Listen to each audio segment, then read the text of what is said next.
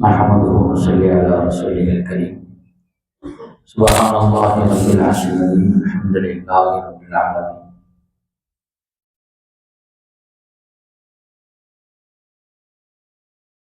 وقد قال الله تعالى في القرآن العظيم والفرقان المجيد: وأعوذ بالله من الشيطان الرجيم. بسم الله الرحمن الرحيم.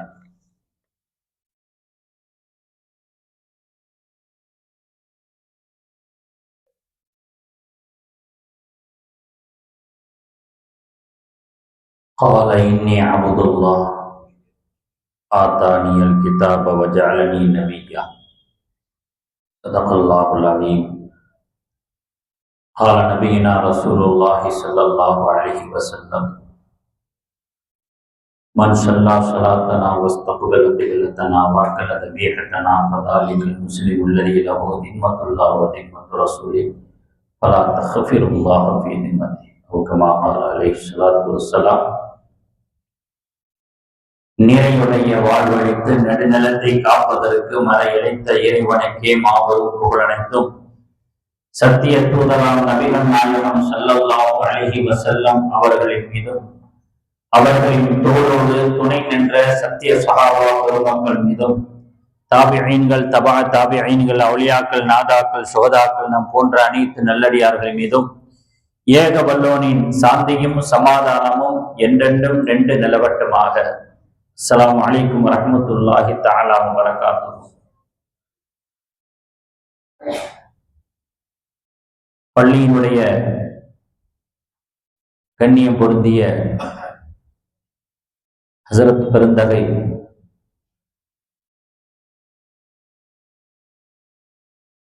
அவர்களே மற்றும் நிர்வாக பெருமக்களே, கமிட்டி உறுப்பினர்களே, வஹல்லா பெரியோர்களே, சிறார்களே, சகோதரர்களே, உங்கள் அனைவருக்கும் இஸ்லாத்தின் காணிக்கையான சாராத்தினை மீண்டும் சமர்ப்பித்தவனாக என்னுடைய உரையை ஆரம்பம் செய்கின்றேன். அஸ்ஸலாமு அலைக்கும் வரஹ்மத்துல்லாஹி தஆலா வ பரகாத்துஹு. இது ஒரு வரலாற்று தொடர் அமர்வு. நபிமார்களை பற்றிய வரலாறுகளை எடுத்தோங்கக்கூடிய தொடர் நிகழ்ச்சிகளில் இது ஒன்று. அல்லாஹு ஜல்ல ஜலாலுஹு சரித்திரங்களை பார்க்க சொல்கிறான், படிக்க சொல்கிறான். அந்த அல்லாஹ்வுடைய உத்தரவை எடுத்து இந்த நிகழ்ச்சிகள் எல்லாம் தொடர்ந்து நடத்தப்பட்டு கொண்டிருக்கிறது. நாம் படிப்படி பெற வேண்டிய சரித்திரங்களிலேயே முதல் சரித்திரம் நபிமார்களுடைய சரித்திரம். அங்கிருந்துதான் உலகம் முழுவதற்குமான பாடங்கள் நடத்தப்படுகிறது.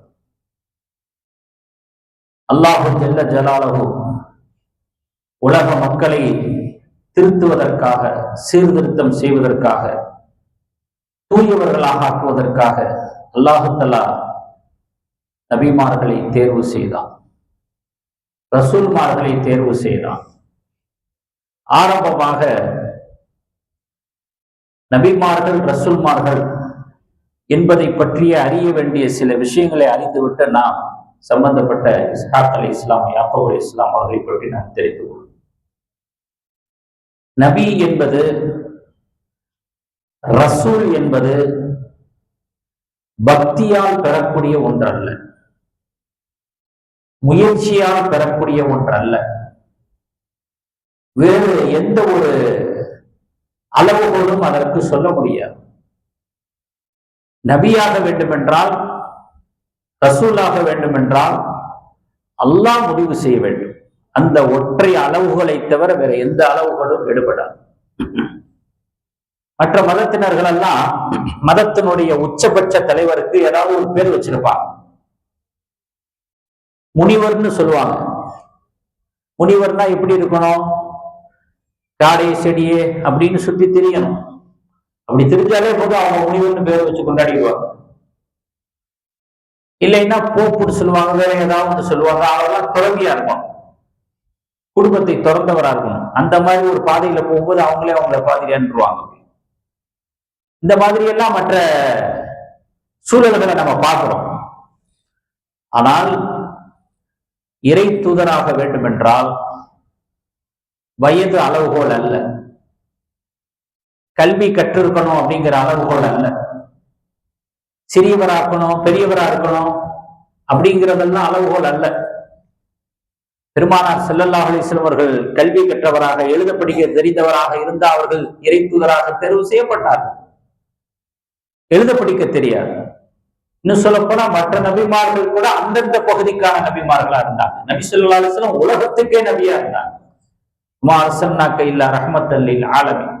அதனால கல்வி கற்றிருக்க வேண்டும் இறை தூதராக ஆகுவதற்கு அப்படின்லாம் சொல்ல முடியாது. அது அளவுகோலாக இருக்காது. சரி, வயசு இன்ன வயசு அப்படின்னு இருக்கிறா. விசுவாசத்துக்கு 40 வயசு இருக்கும் போது இறை தூதரானாங்க. அதே மாதிரி வயது அளவுகோலா இருக்குதா? அதுவும் இல்லை. யா யஹ்யா குதில் கிதாப பிக்குவா, யஹ்யாவே அலைஹிஸ்ஸலாம் நீங்கள் வேதத்தை பலமாக பற்றி பிடித்துக் கொள்ளுங்கள். வார்த்தையினாக ஹுக்ம சபியா, சிறு பருவத்திலேயே நாம் அவருக்கு ஞானத்தை கொடுத்து விட்டோம். அல்லாஹ் சொல்லி காட்டுகிறான். 19வது அத்தியாயம் 12வது வசனத்தில் அல்லாஹ் சொல்றான். ஈசா அலைஹிஸ்ஸலாம் அவர்கள் குழந்தையா இருக்கிறாங்க, பேசுறாங்க. அல்லாஹ் சொல்லி காட்டுறான், கால இன்னி அவுதுல்லாஹ், நான் அல்லாஹ்வுடைய அடிமை. ஆத்தானியல் கிதாப, எனக்கு வேதம் தரப்பட்டிருக்கிறது.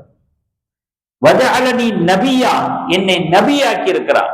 குழந்தை பேசுது, குழந்தை பேசுது.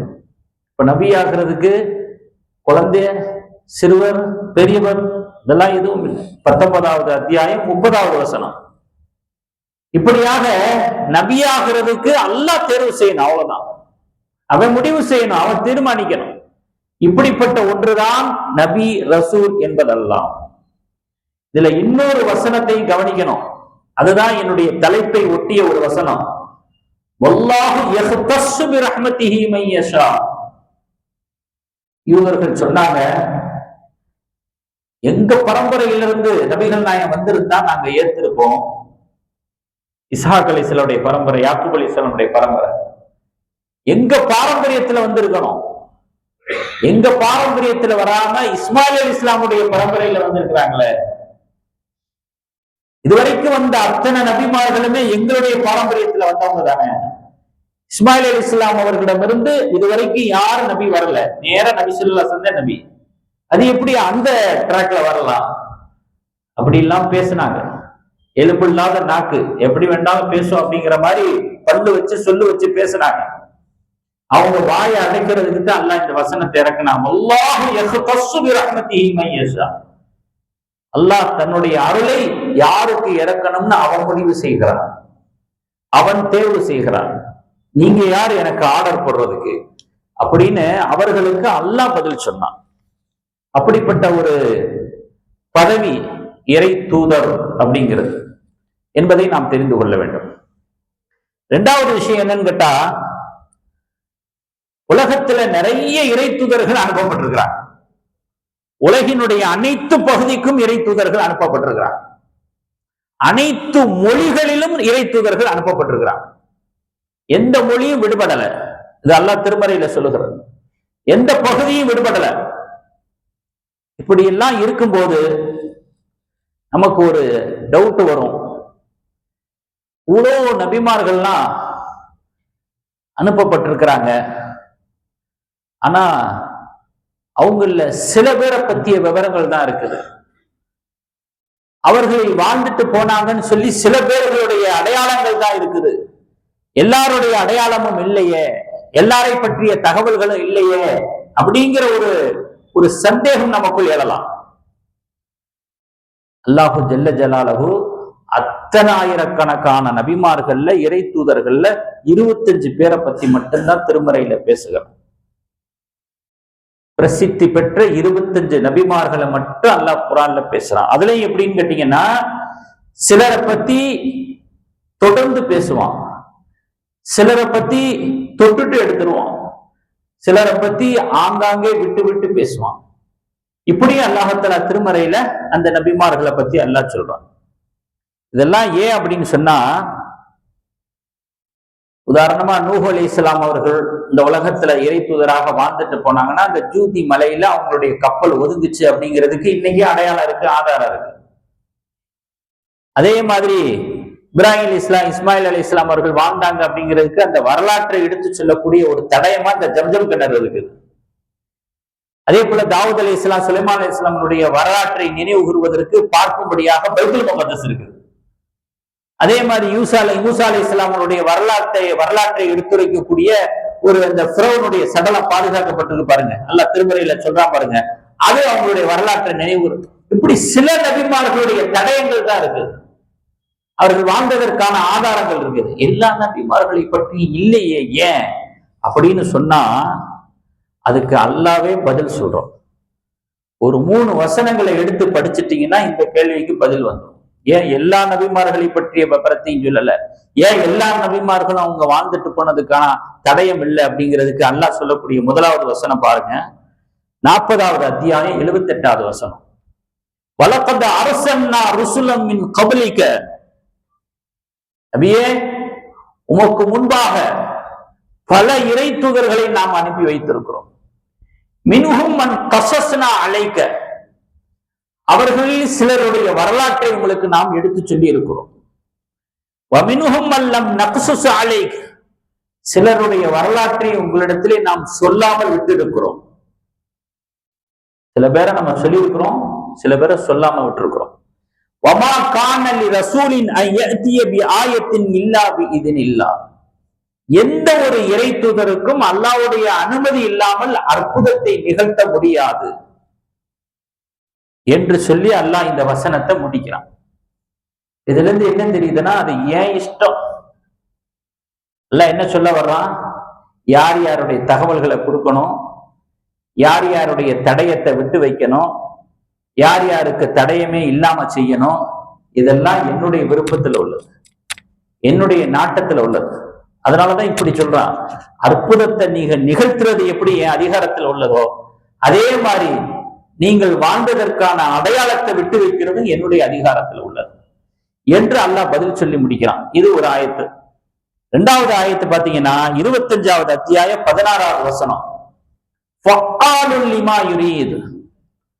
அல்லாஹ் நினைத்ததை முடிப்பவன் மட்டுமல்ல, நினைத்ததை நிகழ்த்துபவன், நினைச்சதை செய்யறவன். அதனால நான் என்ன நினைக்கிறேனோ அப்படித்தானே செய்வேன். உங்களுக்கு இந்த டவுட் வந்துருச்சுன்னா நீங்க அதுக்கு எப்படி பதில் தேடணும்? நான் நினைக்கல, அதனால அது நடக்கல. எப்படி அல்லாஹ் தன்னுடைய வல்லமையை பறைசாற்றி இதற்கான ஒரு பதிலை சொல்றாம பாருங்க. இது 85வது அத்தியாயம் 16வது வசனம். 3வது ஒரு வசனம் சொல்றான் இந்த கேள்விக்கு, அதுதான் ரொம்ப பொருத்தமானது, ரொம்ப அழகானது. 21வது அத்தியாயம் 23வது வசனத்தில் அல்லாஹ் சொல்றான், லா யுஸ்அலு அம்மா யஃபஅலு, லா யுஸ்அலு அம்மா யஃபஅலு வஹும் யுஸ்அலு, அவனுடைய செயலை பற்றி அவன் கேட்கப்பட மாட்டான். அல்லாஹ் என்ன சொல்றான், அல்லாஹ்வுடைய செயல் இருக்குல்ல, அவனது செயலை பற்றி அவன் விசாரிக்கப்பட மாட்டான். வஹும் யுஸ்அலு, ஆனால் மற்றவர்கள் தான் விசாரிக்கப்படுவார்கள். தன்னுடைய நிலையை எப்படி அல்லாஹ்தஆலா இங்க உறுதி செய்யறான் பாருங்க. என்னுடைய செய்கைக்கு நான் யாருக்கும் பதில் சொல்ல வேண்டியதில்லை, ஆனா நீங்க செய்யற செயலுக்கு நீங்கள் பதில் சொல்ல கடமைப்பட்டிருக்கிறீர்கள், விசாரிக்கப்படுவீர்கள். நான் விசாரிக்கப்படுபவன் அல்ல, என்னை யாரும் விசாரிக்க முடியாது. ஏன் எதுக்கெல்லாம் என்னை கேட்கக்கூடாது, இப்படி அல்லாஹ் சொல்ற மாதிரி. இது எல்லாத்துக்கும் பொருந்தும், எல்லா விஷயத்துக்கும் பொருந்தும். ஏன் இப்படி இருக்கு அப்படி இருக்குன்னு ரொம்ப அறிவு அதிகமா யூஸ் பண்றதாக நினைச்சுக்கிட்டு சில சமயங்கள்ல கேட்போம். சரியத்துக்கு எதிராக சிந்திப்போம், இஸ்லாத்துக்கு எதிராக சிந்திப்போம், ஒரு வரையறையை தாண்டி சிந்திப்போம், ஒரு வரம்பை தாண்டி சிந்திப்போம். அல்லாஹ் ரசூலுடைய கண்ணியத்துக்கு இழுக்கு ஏற்படுற அளவுக்கு இப்லீஸ் இழுத்து கொண்டு போவான். அந்த அளவுக்கு எல்லாம் அறிவினுடைய உச்சத்துல உட்கார்ந்துக்கிட்டு என்ன செய்வோம், நொண்டி அடிச்சுக்கிட்டு இருப்போம். எல்லாத்துக்கும் இந்த பதில் பொருள். என்ன யாரு எது ஏன் எதுக்குன்னு கேட்கக்கூடாது. அல்லாஹ் தஆலா அந்த பதிலையும் இங்க சொல்லுகிறான். ஆக நம்ம முதல்ல ஆரம்பத்துல சொன்னது, இறை தூதருங்கிறது அது முயற்சி செஞ்சு அடையக்கூடிய பதவி அல்ல, அல்லாஹ்வுடைய நாட்டத்துல கிடைக்கிறது. அதே போல 2வதாக நம்ம சொன்னது, எல்லா நபிமார்களும் வாழ்ந்து விட்டு போனதுக்கான ஆதாரம் இல்லை. சில நபிமார்களுடைய வரலாறுகள் தான் விரிவாக சொல்லப்பட்டிருக்கிறது, வாழ்ந்ததற்கான அடையாளம் விட்டு வைக்கப்பட்டிருக்கிறது. அது அல்லாஹ்வுடைய நாட்டம். ஏன்னா இஸ்ஹாக் அலைஹிஸ்ஸலாம் அவர்களை பத்தி நம்ம பேசுறோம்னா பெரிய அளவுல விவரங்கள், வரலாறுகள் யூசுப் அலைஹிஸ்ஸலாம் மாதிரியோ, மூசா அலைஹிஸ்ஸலாம் மாதிரியோ, மற்ற சில நபிமார்கள் மாதிரியோ விரிவாக இல்லை, சுருக்கமாக சொல்லப்பட்டிருக்கிறது.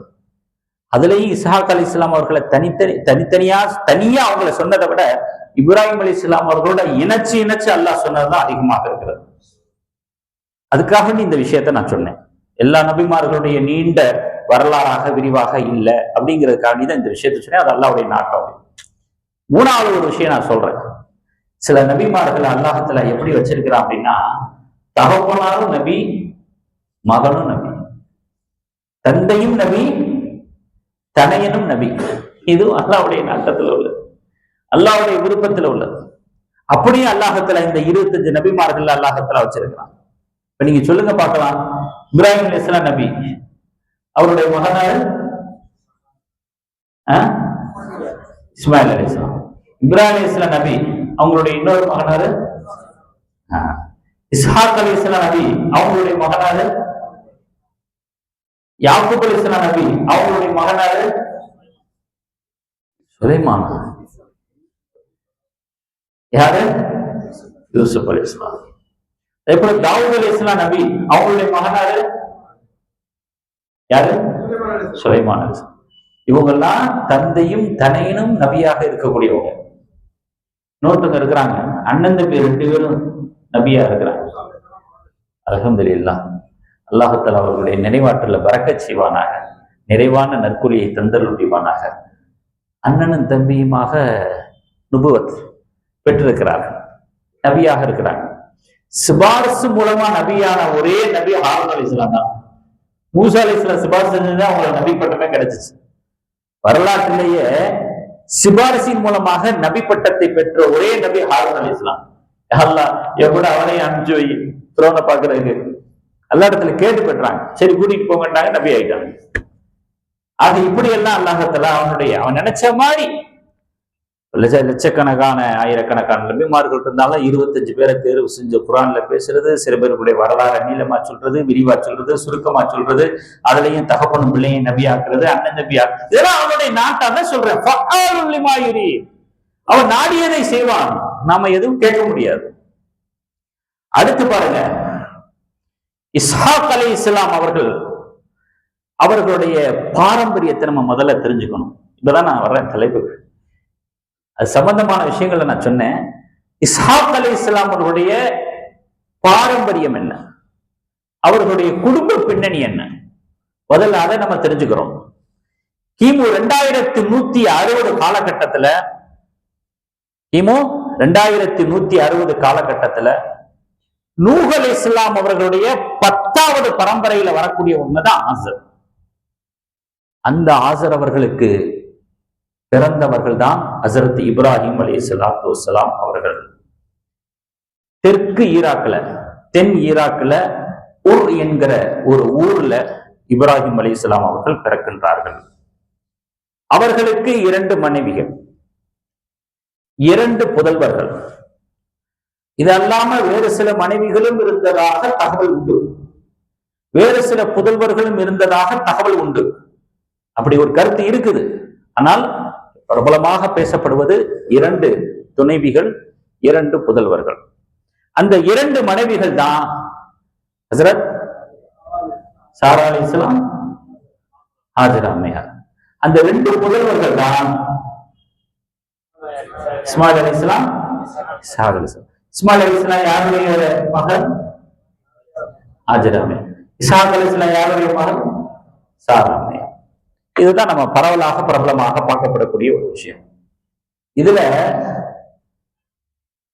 நபிமார்களுடைய தொடரின் மூலமாக இருக்கக்கூடிய இப்ராஹிம் அலைஹிஸ்ஸலாம் அவர்களுக்குன்னு ஒரு தனி செல்வாக்கு இருக்கு. உலக புகழ்பெற்ற ஒரே இறை தூதர். ஏன்னா உலகத்திலேயே முக்கியமான 3 இனங்கள் இருக்கிறது. அந்த 3 இனங்களுடைய தந்தையாக, மூலமாக பார்க்கப்படக்கூடியவர்கள் இப்ராஹிம் அலைஹிஸ்ஸலாம். யூத சமூகம், கிறிஸ்தவ சமூகம், முஸ்லிம் சமூகம். இதுதான் உலகத்திலேயே முக்கியமான 3 இனங்கள். இந்த காலத்துல இருந்து அவர்களுடைய தந்தையாக பார்க்கப்பட்டவர்கள் இப்ராஹிம் அலைஹிஸ்ஸலாம் அவர்களுக்கு அபுல் அன்பியா என்கிற ஒரு பட்டமும் உண்டு. நபிமார்களின் தந்தை அப்படிங்கிற ஒரு பட்டமும் அவங்களுக்கு இருக்கிறது.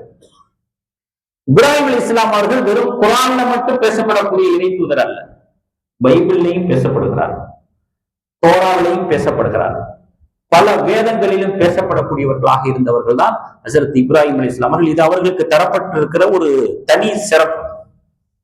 அதுல இன்னொரு சிறப்பு என்னன்னு தெரியுமா? ஒரு பட்ட பெயர் அவங்களுக்கு இருக்கு. என்ன தெரியுங்களா? விருந்தாளிகளின் தந்தை அப்படின்னு சொல்லுவாங்க. இப்ராஹிம் அலைஹிஸ்ஸலாம் அவர்களை யாரும் விருந்தோம்பல் அடிச்சுக்க முடியாது. அப்படிப்பட்ட ஒரு விருந்தோம்பல் செய்யக்கூடியவர். வீட்டுக்கு வந்தவங்கள விழுந்து விழுந்து கவனிப்பாங்க. வீட்டுக்கு விருந்தாளிகள் வரணும் அப்படிங்கிறத விரும்பக்கூடியவர்கள். நம்மளாம் எங்கே விரும்புறோம்? இது நபிமார்களுடைய பண்புங்க. இது அதுவும் பழங்காலத்து பண்பாடு. இது சாதாரண பண்பாடு இல்லை. அத்தனை நபிமார்களுடைய சுன்னத்து, சுன்னத்துல் அன்பியா, அத்தனை நபிமார்களுடைய சுன்னத்து. அந்த விருந்தோம்பல் விஷயத்துலதான் நாம் விரும்பாதவர்களாக இருந்து கொண்டிருக்கிறோம். முகம் சொல்லிக்கிறோம். வெளிப்படையில பசப்பு வார்த்தைகளால வரவே மாட்டிக்கிறீங்களே, வந்துடாதீங்க உள்ளுக்குள்ள. இப்படியாக நம்முடைய தன்மை இருந்து கொண்டிருக்கிறது. இப்ராஹிம் அலைஹிஸ்ஸலாம் அவர்கள் அந்த பண்பாட்டுக்கு சொந்தக்காரர்களாக இருந்தார். அந்த விருந்து உபசரிக்கக்கூடிய அந்த அழகான பண்பின் வழியாக, அந்த பண்பின் வாசலாக மலக்குமார்கள் போறாங்க, மனித உருவத்துல போறாங்க, விருந்தாளிகளாக போறாங்க. எப்பொழுதும் போல வீட்டுக்கு விருந்தாளிகள் வந்திருக்கிறாங்களே அப்படின்னு சொல்லிட்டு இப்ராஹிம் அலைஹிஸ்ஸலாம் அவர்கள் தடபுடலான ஏற்பாடு பண்றாங்க. விருந்து ஏற்பாடெல்லாம் தடபுடலா இருக்கு. சரின்னு சொல்லிட்டு சாப்பிட எல்லாம் உட்காந்துட்டாங்க. சாப்பாடும் வைக்கப்பட்டுருச்சு. இப்ராஹிம் அலைஹிஸ்ஸலாம் அவர்கள் சாப்பிடுங்க அப்படின்னு சொல்லி சொல்றாங்க. பார்த்தா சமைச்சு வச்சிருக்கிற அந்த சாப்பாடு, பரிமாறப்பட்டிருக்கிற அந்த சாப்பாட்டின் பக்கமே கவனம் செலுத்தல, கை போகல. அந்த தேட்டமே இல்லாதவர்களாக உட்கார்ந்து இருக்கிறாங்க. எந்த அளவுக்குன்னு சொன்னா, இவங்க இப்படி உட்கார்ந்து இருக்கிறத பார்த்தா இப்ராஹிம் அலைஹிஸ்ஸலாம் அவர்களுக்கு பயம் வந்துச்சு. விருந்தாளி மாதிரி தெரியலையே, நம்முடைய வீட்டு விருந்தாளி மாதிரி தெரியலையே, உங்க யாரா இருக்கும், எதுக்காக வந்திருக்கிறாங்க அப்படிங்கிற ஒரு கலக்கம் உண்டாயிடுச்சு. இது நான் சொல்லல, இது வரலாற்று வரிகள் மட்டுமல்ல, இறை வசனமாகவும் இருக்கிறது. அல்லாஹ் சொல்லி காட்டுகிறான். என்ன சொல்றான்? ஃபலம்மா ரஆ ஐதியஹும் லா தஸிலு இலைஹி நக்கிரஹும், அவர்களுடைய கரங்கள் அந்த உணவின் பக்கம் போகவில்லை. இதை பார்த்துட்டு நேரடியா கேட்கிறாங்க, எதுக்காக வந்திருக்கிறீங்க, நீங்க யாரு? இது எதனால கேட்டாங்கன்னா பயத்தினால கேட்டாங்க. அவர்களுடைய செய்கையால் இப்ராஹிம் அலைஹிஸ்ஸலாம் அவர்கள் கலக்கம் அடைந்தார்கள். அல்லாஹ் சொல்லி காட்டுகிறார். அந்த கலக்கத்தை பார்த்துட்டு, அவர்களிடத்துல ஏற்பட்ட அந்த பய உணர்வை பார்த்துட்டு தான் மனித உருவத்தில் இருக்கிற அந்த வானவர்கள் பேச ஆரம்பிச்சாங்க. காலு சொன்னார்கள், லா தகஃப், பயப்படாதீங்க இப்ராஹிமே, நீங்க பயப்படுற மாதிரி ஆள்கள் நாங்க இல்ல. இன்னா உர்சில்னா இலா கௌமி லூத், லூத் அலைஹிஸ்ஸலாம் அவர்களுடைய சமுதாயத்தை அழிப்பதற்காக நாங்கள் அனுப்பப்பட்டிருக்கிற வானவர்கள். அந்த வேலைக்காக நாங்க வந்திருக்கிறோம், அது நிமித்தமாக வந்திருக்கிறோம் அப்படின்னு சொல்லி சொல்றாங்க. வந்த இடத்துல ஒரு சுப செய்தியும் சொல்லிட்டு போலான்னு வந்தோம். அந்த இடத்துல ஒரு சுப செய்தியும் சொல்லிட்டு போலான்னு வந்தோம். இந்த இடத்துல நம்ம ஒரு விஷயம் கவனிக்கணும்னா, விருந்தோம்பல் விஷயமா நான் சொன்னேன் பாத்தீங்களா, அந்த காலத்துல எல்லாம் திடீர்னு தான் வருவாங்க விருந்தாளிகள். இப்பதானே தகவல் தொடர்பு இருக்குது, போன்ல சொல்லிட்டு வரலாம். இப்படி சொல்லிட்டு வரலைன்னா என்ன, ஒரு வார்த்தை சொல்லிட்டு வர்றதில்லை, எப்படியா திடீர்னு வந்து நிற்கிறது. அப்படி திடீர்னு வரக்கூடிய விருந்தாளிகளை கூட முகம் சொல்லிக்காம கவனிப்பாங்க அந்த காலத்துல. ஆனா சொல்லிட்டு வந்தா கூட இன்னைக்கு நம்ம கவனிக்கிறதுக்கு முகம் சொல்லிக்கணும். விருந்தாளிகள்ல 3 பேர் இருக்கிறாங்க. தினம் குறிப்பிட்டு வரக்கூடிய விருந்தாளிகள், 2வது திடீர்னு வரக்கூடிய விருந்தாளிகள், 3வது அலையா விருந்தாளிகள். பெரும்பாலும் அவங்கள கல்யாண விருந்துல தான் பார்க்கணும், அலையா விருந்தாளிகள். விசுவாசம் அதை கடுமையா கண்டிச்சிருக்கிறான். அழைக்காம யாரு ஒருத்தன் விருந்துல கலந்துட்டு வர்றானோ அவன் போகும்போது திருடனா போறான், வெளியே வரும்பொழுது கொள்ளையனா வர்றான் அப்படின்னு பெருமானார் ஸல்லல்லாஹு அலைஹி வஸல்லம் சொல்லியிருக்காங்க. அது இந்த மாதிரி இருக்கும்.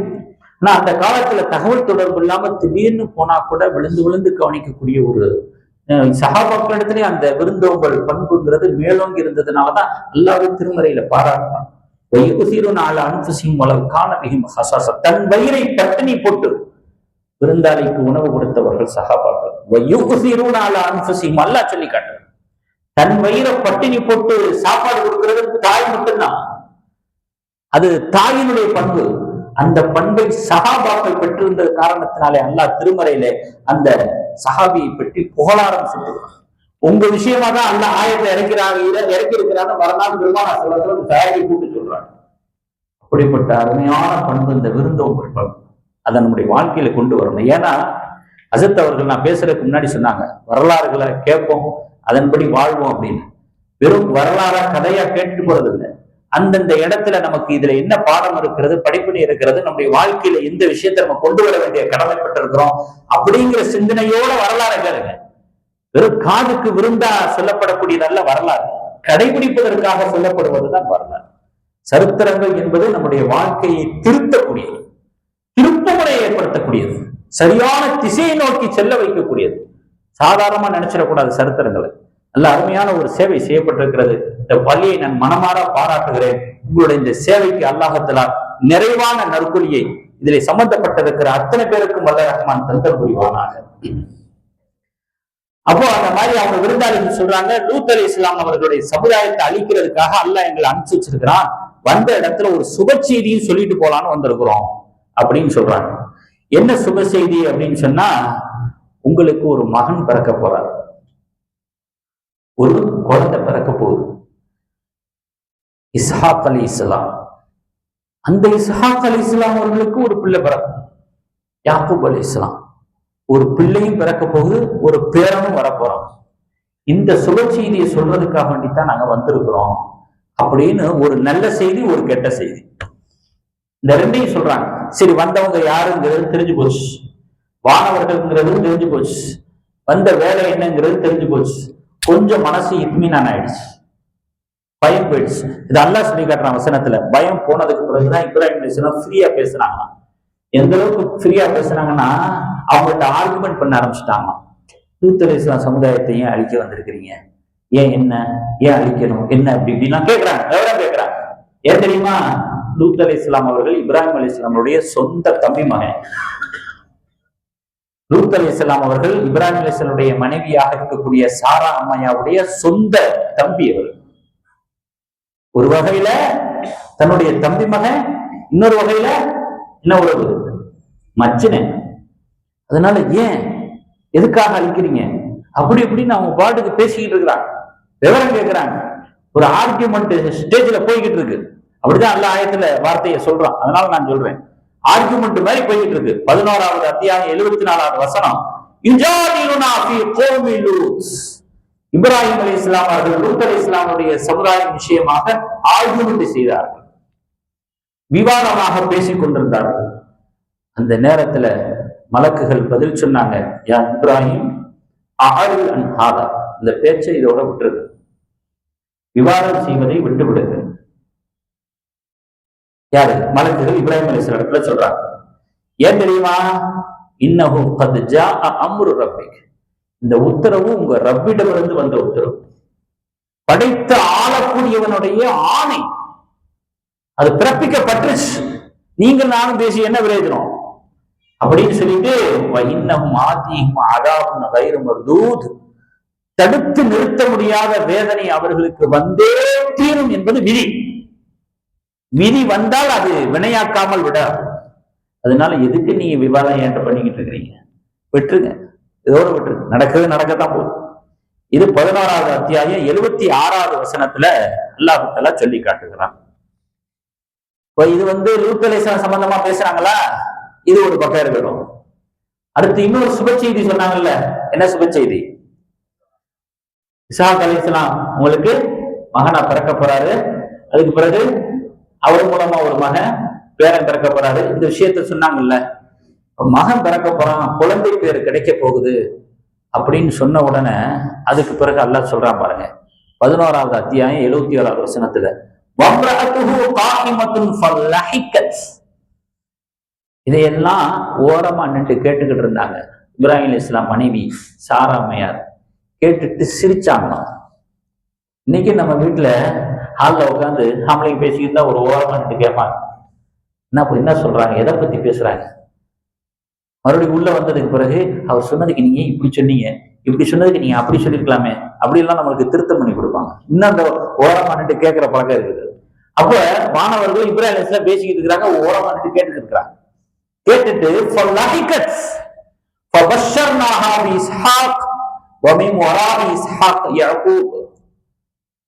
நாம் அந்த சுப செய்தியை சொன்ன பொழுது அவர்கள் சிரித்தார்கள். ஏன் சிரிச்சாங்க?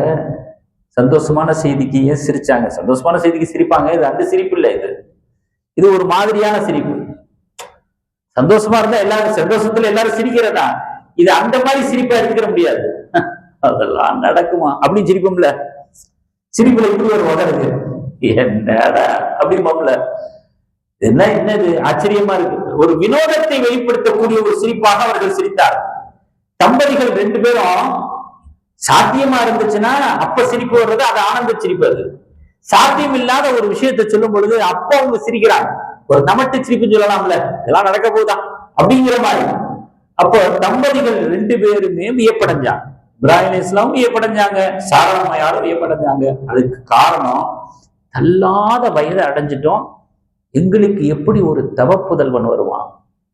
தள்ளாத வயதை அடைந்தவனுக்கு ஒரு தவப்புதல்வன் எப்படி பிறப்பான் அப்படிங்கிற அந்த கேள்வி அவர்களுக்கு மேலும் நின்றது. அதனால அவங்களுக்கு சிரிப்பு வந்துச்சு. எத்தனை வயசுல அந்த இசாக் அலைஹிஸ்ஸலாம் பிறந்தாங்க அப்படிங்கிறதுக்கு சரியான ஒரு குறிப்பு இல்லை, பல்வேறு விதமான கருத்து வேறுபாடுகள் இருக்கு. ஆனா தள்ளாத வயதை அடைந்த பிறகு, காலம் கடந்த பிறகு குழந்தை பிறந்துச்சு அப்படிங்கிறது ஆதாரப்பூர்வமா, அதுல எந்த விதமான சந்தேகம் இல்லை. ஏன்னா அல்லாஹ்வே சொல்றான்ல, அதை விட பெரிய ஆதாரம் என்ன வேணும்? எத்தனாவது வயசு அப்படிங்கிறதுக்கு பல்வேறு கருத்துக்கள் இருக்கு. ஆனா காலம் கடந்த குழந்தை பிறந்தது அப்படிங்கிறதுக்கு அல்லாஹ்வுடைய ஆயத்தே ஆதாரமாக இருக்கிறது. 14வது அத்தியாயம் 72வது வசனத்துல, காலத் சாரா அம்மையார் அவர்கள் சொன்னார்கள், என்ன அது எப்படி சொல்றது அப்படின்னு கேட்டா, என்ன கொடுமடா அப்படிம்போம்ல, என்ன கொடுமா, என்ன பேச்சு பேசுறீங்க நீங்க அப்படின்னு சொல்லுவோம் பாத்தீங்களா. யா வைலத்தா, இந்த அரபியினுடைய போங்கு, அதனால நீங்க அப்படித்தான் இதை எடுத்துக்கிறோம்.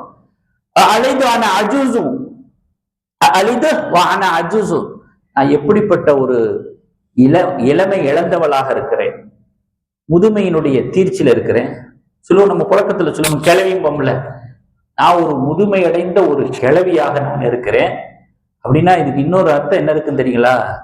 இந்த மாசம் வரக்கூடியது இருக்கு பாத்தீங்களா, அதெல்லாம் முடிஞ்சு போச்சு. அதுவே முடிஞ்சு போச்சுன்னா பாத்துக்கோங்க எந்த ஒரு வயசு அவங்க அடைஞ்சிருப்பாங்க. அடுத்தது அஜூசு, அப்படிப்பட்ட ஒரு நிலையில இருக்கிற என்னுடைய கணவர் ஒரு கிளநிலை உள்ளவர், கிள வயதை அடைந்தவர், நானும் அப்படித்தான் இருக்கிறேன், இவரும் அப்படித்தான் இருக்கிறாரு. அஜீப். இப்படி இருக்கும்போது நீங்க சொல்ற இந்த செய்தி எங்களுக்கு எப்படி வினோதம் இல்லாமல் இருக்கும், எப்படி வியப்பை தராமல் இருக்கும், நாங்கள் எப்படி ஆச்சரியப்படாமல் இருப்போம் அப்படின்னு சொல்லி வெளிப்படையாகவே பேசுறாங்க. அவங்களிடத்திலேயே பேசுறாங்க, மலக்குகளிடத்திலேயே பேசுறாங்க. அப்போ மலக்குகள் சொன்னாங்க, காலு அத்தஅஜபீன மின் அம்ரில்லாஹி ரஹ்மத்துல்லாஹி வ பரக்காத்துஹு அலைக்கும் அஹ்லல் பைத். இப்ராஹிம் அலைஹிஸ்ஸலாம் அவர்களுடைய குடும்பத்தாரே, அல்லாஹ்வுடைய கட்டளை, அல்லாஹ்வுடைய கட்டளை, அல்லாஹ்வுடைய அருளும் பலமும் உங்களுக்கு உண்டாகட்டுமாக, இப்ராஹிம் அலைஹிஸ்ஸலாம் அவர்கள் குடும்பத்தார்களே உண்டாகட்டுமான்னு ஒரு துவா பண்ணிட்டு சொல்றாங்க. இது அல்லாஹ்வுடைய கட்டளை என்னும் பொழுது உங்களுக்கு வியப்புக்கு என்ன வேலை, வியக்கிறதுக்கு என்ன வேலை? இது அல்லாஹ்வுடைய கட்டளையாச்சு, இது அல்லாஹ்வுடைய ஆணையாச்சு.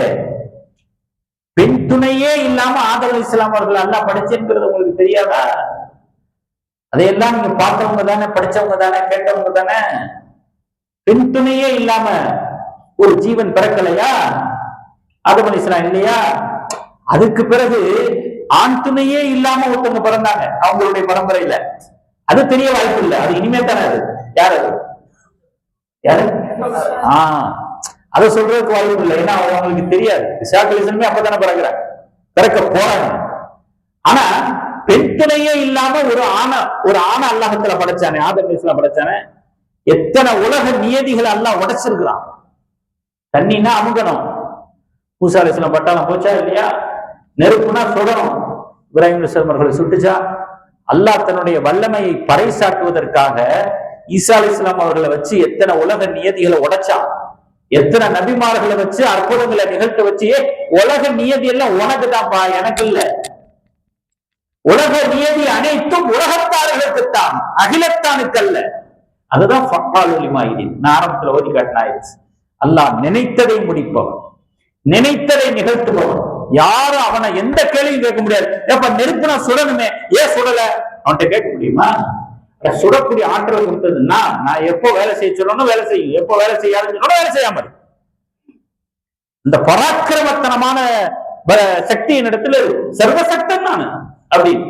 அந்த மாதிரி இந்த வயசான காலத்துல, முதுமை அடைஞ்ச காலத்துல, அந்த மாதவிடை பருவம்லாம் முடிஞ்ச காலத்துல எப்படி குழந்தை பிறக்குங்கிறது அது நமக்கு அல்லாஹ் நினைச்சாங்க, அல்லாஹ் முடிவு செஞ்சாங்க, அல்லாஹ் விதியை மாற்றி அமைச்சாங்க.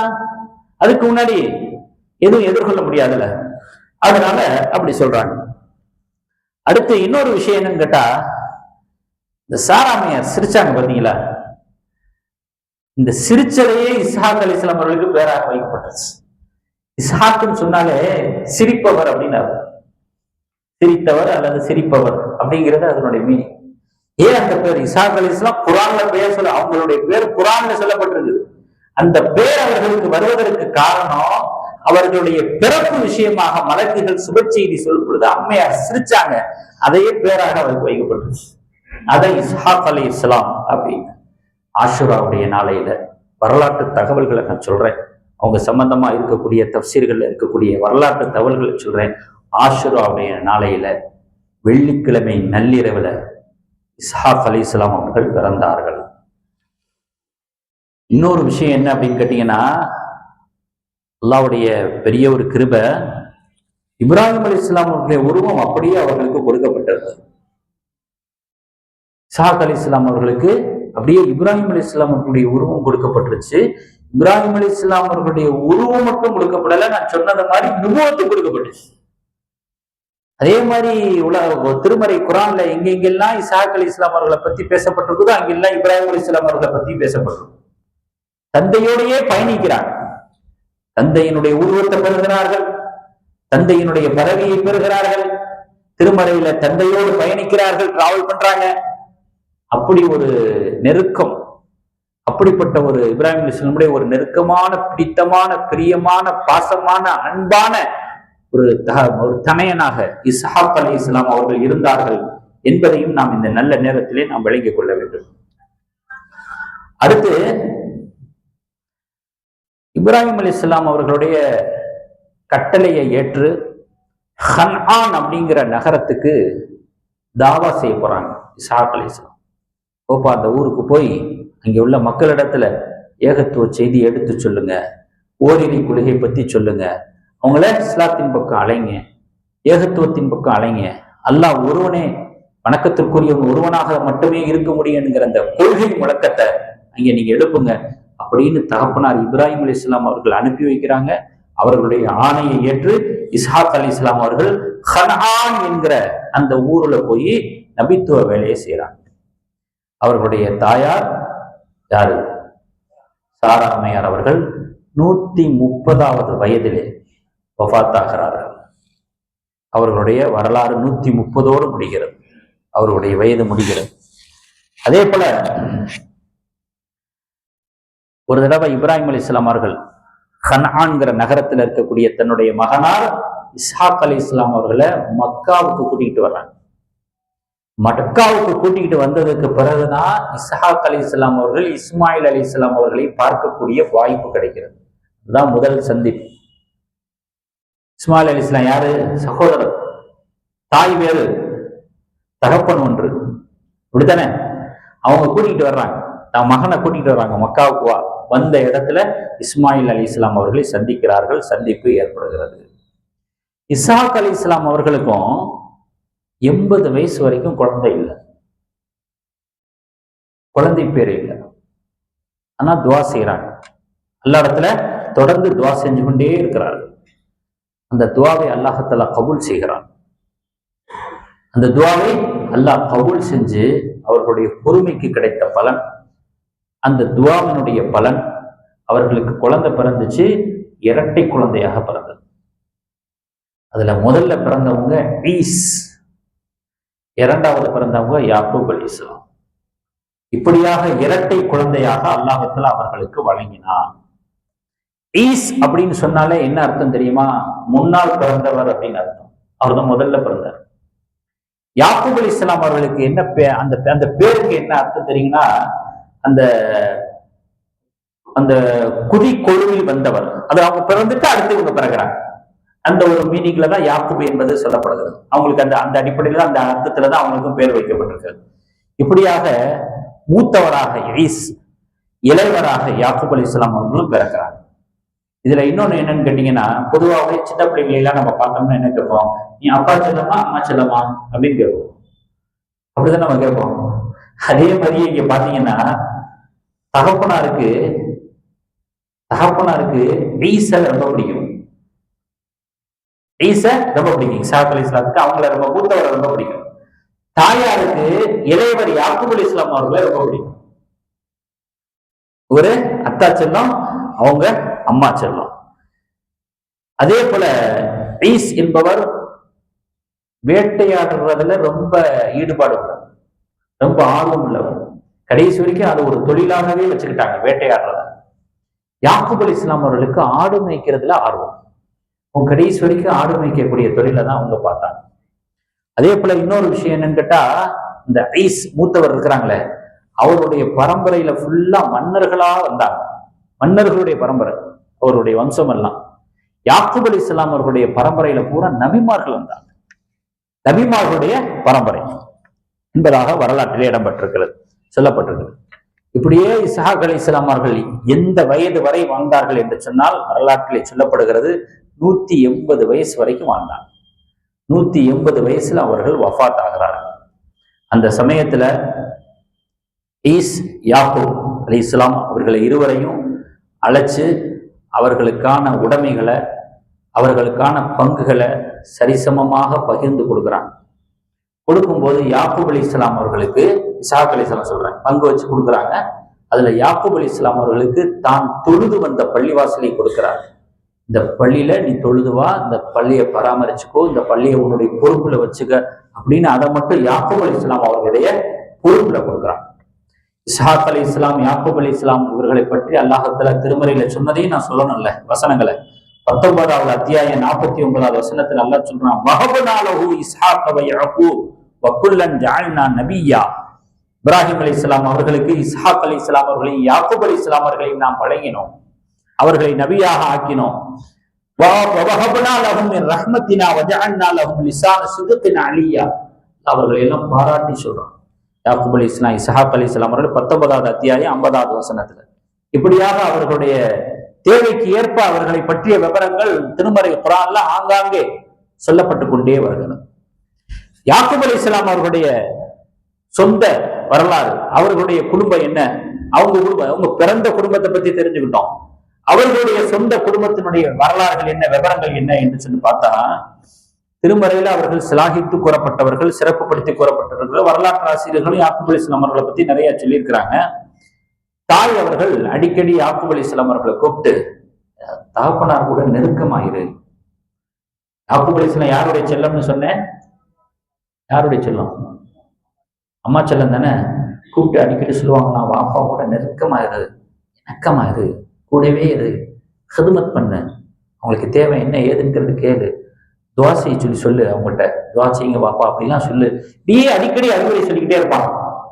கடைசி காலத்துல இஸ்ஹாக் அலைஹிஸ்ஸலாம் அவர்களுக்கு பார்வை போயிடுச்சு, கண் தெரியாம போயிடுச்சு. ஒரு தடவை அவங்க உணவு கேட்டாங்க, கொஞ்சம் சாப்பாடு கொண்டு வாங்கப்பா அப்படிங்கிறாங்க. உடனே அவங்களுடைய துணைவியாரு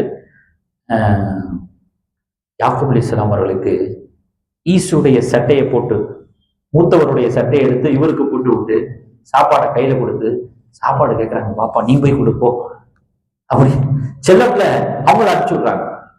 போய் கொடுத்த உடனே இஸ்ஹாக் அலைஹிஸ்ஸலாம் அப்படியே யாரப்பா நீ அப்படின்னு கேட்கிறாங்க. இந்த பார்வை தெரியாதவ அந்த யாக்கூப். அப்படியா அப்படின்னு சொல்லிட்டு மனதார துவா செய்யறாங்க. மனசார துவா செய்யறாங்க. துவா செஞ்சுக்கிட்டே இருக்கிறாங்க. உங்களுடைய எதிர்காலத்துக்கு பூரா துவா செஞ்சுக்கிட்டு இருக்கிறாங்க. இந்த செய்தி பீஸுக்கு தெரிஞ்சிருச்சு. ஏன் சட்டையை போட்டு நான் போக வேண்டிய இடத்துல அவரை அனுப்பிச்சு விட்டு பார்த்தனா இது பெரிய அளவுல பொறாமை ஆயிப்போச்சு. பொறாமைனா சாதாரண பொறாமை இல்லை, பயங்கரமான கோபத்தை அவருக்கு ஏற்படுத்திடுச்சு. எந்த அளவுக்கு கோபமும் பொறாமையும் தலையினுடைய உச்சிக்கு போயிருச்சு அப்படின்னா தாக்குதல் தொடுக்கிற அளவுக்கு ஆயிட்டாரு ஷைத்தான். அந்த அளவுக்கு விளையாடிட்டான். ஒரு கட்டத்துல அம்மையார் அவர்கள் யோசனை பண்ணாங்க, ஆனா இந்த அளவுக்கு கோபமாயிட்டானே, கொலையை பண்ணிடுவான் போல இருக்கே, ஒரு சின்ன விஷயத்தை இவ்வளவு பெருசா எடுத்துக்கிட்டானே அப்படின்னு சொல்லிட்டு அவங்களுக்கு பயம் வந்து என்ன செஞ்சுட்டாங்க, இவர்களுடைய உயிரை காப்பாற்றணும் அப்படின்னு சொல்லிட்டு யாக்கூப் அலைஹிஸ்ஸலாம் அவர்களை இரவோடு இரவா தன்னுடைய சகோதரரோடு அனுப்பிச்சு வச்சுட்டாங்க. இங்க இருக்காத, ஏதாவது ஆயிடுமோன்னு எனக்கு பயமா இருக்குது, நான் செஞ்சதை வச்சு நீ இவ்வளவு கோபமா இருக்க அப்படின்னு சொல்லிட்டு தன்னுடைய கூட பிறந்த சகோதரர் கூட யாக்கூப் அலைஹிஸ்ஸலாம் அவர்களை அனுப்பி வைத்து விட்டார்கள் இரவோடு இரவா. அப்ப அவருக்கு அவங்க என்ன வேணும்? தாய்மாமன் லாபான் அப்படின்னு சொல்லக்கூடிய ஒரு பெயருடைய அவங்களுடைய தாய்மாமன் கூட இரவோடு இரவாக அந்த ஊரை விட்டு அனுப்பி வைத்து விட்டார்கள். யாக்கூப் அலைஹிஸ்ஸலாத்துக்கு இன்னொரு பேர் இருக்கு தெரியுமா? பயன்ல கேட்டிருக்கீங்களா? இஸ்ராயில். இஸ்ராயலுக்கு என்ன அர்த்தம் தெரியுமா? இரவோடு இரவாக சென்றவர். இந்த சம்பவத்தை மையமாக வைத்துத்தான் அவருக்கு அந்த பெயர் சொல்லப்பட்டது. இன்னும் சொல்ல போனா அந்த இஸ்ராயல்ங்கிறது அல்லாஹ்வே திருமறையில சொல்றது, யாபனி இஸ்ராயில், இஸ்ராயலுடைய மக்களே அப்படிங்கிறான். யாபனி இஸ்ராயில் அஸ்குரு நிஅமதி அல்லதி அன்அம்து அலைக்கும் வஅஃபு பிஅஹதி ஊஃபி பிஅஹதிக்கும் ஐயாய். நிறைய இடத்துல யாபனி இஸ்ராயில் யாபனி இஸ்ராயில் திருமறையில ஆங்காங்கே அல்லாஹ் சொல்லுகிறான் அல்லவா, யாக்கூபுடைய மக்களே அப்படிங்கிறத இஸ்ராயலுடைய மக்களேன்னு சொல்றோம். அந்த பேர்ல தான் இஸ்ரேல் நாடு இருக்கு. இஸ்ரேல் சமூகம் அப்படின்னு சொல்றோம், இஸ்ராயல் சமூகம் நம்ம சொல்றோம். அப்ப அந்த பேர் வந்தது இந்த இரவோட இரவா போயிட்டாங்க பாருங்க. ஈசுக்கு பயந்து அம்மையாரே அனுப்பிச்சு வச்சாங்க பாருங்க, தாய்மாமு கூட அனுப்பிச்சு வச்சாங்க பாருங்க. இந்த சம்பவத்தை முன்னிட்டு தான் அவருக்கு அந்த பேர் வந்தது. அப்படி பயணிச்சு போகும்போது, தாய்மாமு கூட பயணிச்சு போகும்போது அந்த பயணத்தினுடைய வழியில கனவு காண்றாங்க. எப்படி கனவு காண்றாங்க அப்படின்னா, மலக்குமார்கள் எல்லாம் இறங்கி வர்ற மாதிரியும் திரும்ப மலக்குமார்கள் ஏறுறது மாதிரியும் இப்படியான ஒரு கனவை காண்றாங்க யாக்கூப் அலைஹிஸ்ஸலாம். அந்த கனவுக்கான விளக்கத்தை கேட்கிற பொழுது அவர்களுக்கு ஒரு சுப செய்தி சொல்லப்பட்டுச்சு. வெகு சீக்கிரத்துல ஒரு மகத்தான ஒரு பொக்கிஷம் உங்க கைக்கு வரும், உங்களை தேடி வரும் அப்படிங்கிற ஒரு சுப செய்தி கிடைச்சவங்க தான் யாக்கூப் அலைஹிஸ்ஸலாம் அவர்கள் திருப்தி அடைஞ்சாங்க. அந்த கனவை பற்றிய ஒரு திருப்தி அவர்களுக்கு ஏற்பட்டது என்பதாக சொல்லப்படும். அதுக்கு பிறகு தாய்மாம் கூட போய் பயணம் எல்லாம் முடிஞ்சு ஊர் போய் சேர்றாங்களா, சேர்ந்து அங்கேயே இருக்கிறாங்க. அப்போ அந்த தாய்மாமும் தன்னுடைய மகளையே மனம் முடிச்சு கொடுக்குறாங்க. யாக்கூப் அலைஹிஸ்ஸலாம் அவர்களுக்கு தன்னுடைய மகளையே மனம் முடிச்சு கொடுக்குறாங்க. மனம் முடிச்சு கொடுக்குறாங்க. அதோட 2 அடிமை, சில ஆடுகள், இவைகளையும் அவங்களுக்கு கொடுக்குறாங்க. அதோட அப்படியே கொஞ்சம் காலம் போய்கிட்டு இருக்கு. திடீர்னு யாக்கூப் அலைஹிஸ்ஸலாம் அவர்களுக்கு தன்னுடைய குடும்பம் ஞாபகத்துக்கு வரும். அந்த குடும்பம் ஞாபகத்துக்கு வர்றதோட தான் மேல கோபமா இருக்கிற சகோதரருடைய ஞாபகம் வருது. உடனே என்ன பண்றாங்க, தன்னுடைய தாய்மாமன் கொடுத்த அந்த 2 அடிமையில ஒரு அடிமையை கூப்பிட்டு, வா, சில ஆடுகளை எல்லாம் மேய்ச்சிக்கிட்டு நான் சொல்ற இடத்துக்கு போ, இந்நேர சந்தி, அவர்கிட்ட போய் இந்த ஆடுகளை ஒப்படைச்சது, நீயும் அவருக்கு சேவை செய்யறதுக்கு அடிமையாக இரு அப்படின்னு அனுப்பிச்சு வைக்கிறான். அனுப்பிச்சு வைக்கும்போது சொல்றாங்க, நீ யாருன்னு கேட்டா நீ சொல்லு, நான் தான் உங்களுடைய அடிமை, இந்த ஆடுகள் உங்களுக்கு சொந்தமானது. யார் கொடுத்தான்னு கேட்பார், என்னைய சொல். உங்களுக்கு அடிமையாக இருக்கக்கூடிய உங்களுடைய சகோதரரான யாக்கூப் அவர்கள் உங்களுக்காக தந்த அடிமை, உங்களுக்காக தந்த ஆடுன்னு என்னை பற்றி சொல்லு அப்படின்னு யாக்கூப் அலைஹிஸ்ஸலாம் சொல்லி அனுப்புறாங்க. அதே மாதிரியே அவங்க குறிப்பிட்ட அந்த இடத்துக்கே போறாங்க, ஊருக்கே போறாங்க, அவங்கள சந்திக்கிறாங்க. அவங்களும் அதே மாதிரி கேட்பாங்கல்ல, நீ யாருன்னு கேட்பாங்கல்ல. திடீர்னு ஒருத்தர் வந்து ஒரு பொருளை கொடுத்தானே, எதுக்கு நீங்க கொடுக்குறீங்கன்னு கேட்போமா இல்லையா? யாரு எவரெல்லாம் கேட்டாங்க, எப்படி சொன்னாங்களோ அதே மாதிரியே சொன்னாங்க. சொன்ன உடனே ஐஸ் அழுக ஆரம்பித்து விட்டார். தேம்பி தேம்பி அழுக ஆரம்பித்து விட்டார். சில நாட்கள் நகர்ந்ததற்கு பிறகு அவரே நேரடியாக புறப்பட்டு யாக்கூப் அலைஹிஸ்ஸலாம் அவர்களை சந்திக்க வந்தார்கள். சந்திக்க வந்து வானக்க செய்து கட்டி பிடித்து கரம் பிடித்து அழுது மன்னிப்பு கேட்டார்கள். ஒரு சின்ன விஷயத்த நான் பெருசா நினைச்சிட்டேன், பெரிய லெவல்ல அதை ஒரு கோபமா கிளறிட்டேன், பொறாமை என்னை வந்து ஆட்டி வச்சிருச்சு, மன்னிச்சுக்கப்பா மன்னிச்சுக்கப்பா அப்படின்னு தன்னுடைய இரட்டை குழந்தையாக இருந்தாலும் கூட, இரண்டாவதாக பிறந்தவராக இருந்தாலும் கூட மன்னிப்பு 7 தடவை கேட்டார்கள் என்பதாக வரலாற்றில் பதிவு செய்யப்பட்டார். இது இயல்பா சில விஷயங்கள் வரும் நம்மகிட்ட. நான் தான் ஆரம்பத்துல சொல்லிட்டேன், நீங்க வரலாறுகளை வெறும் வரலாறா மட்டும் கேட்காதீங்க, இடையில நமக்கு என்னென்ன அதுல பாடம் இருக்குதுன்னு பாருங்க. மனித இயல்புங்கிற அடிப்படையில ஒரு கூட குறை இருக்கத்தான் செய்யும், நிறைகுறை இருக்கத்தான் செய்யும். அது அந்த நேரத்துல இருக்கும். அதுக்கு பிறகு தன்னை மாத்திக்கிறோம், மாறணும், மாத்தணும். இப்படியே இருப்பேன், மண்டை போற வரைக்கும் இப்படித்தான் இருப்பேன், அது கூட சூழ்நிலை கைதி. ஒரு மனிதனுடைய வாழ்க்கை இருக்குது, அது சூழ்நிலை கைதி, சூழ்நிலைக்கு அடிமையானவன். ஆனா அதுக்கு பிறகு நம்ம சிந்திக்கிறோம்ல, எது நல்லது எது கெட்டதுன்னு. என்னதான் இருந்தாலும் நான் போய் பேசியிருக்க கூடாது, என்னதான் இருந்தாலும் நான் அந்த மாதிரி பண்ணிருக்க கூடாது.